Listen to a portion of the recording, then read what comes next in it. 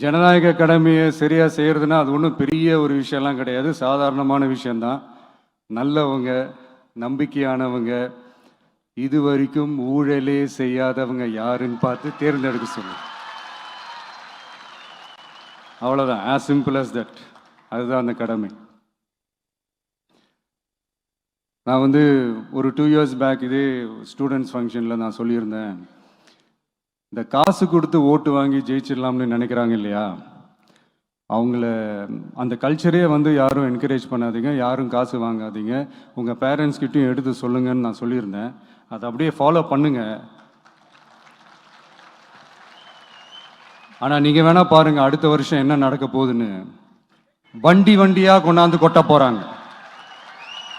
அது அத்தனையும் உங்ககிட்ட இருந்து கொள்ளையடிச்ச பணம் தான்.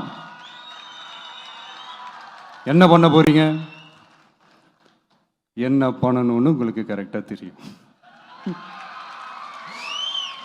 அது நான் சொல்லி தான் புரிய வைக்கணும்னு ஒன்றும் அவசியம் இல்லை.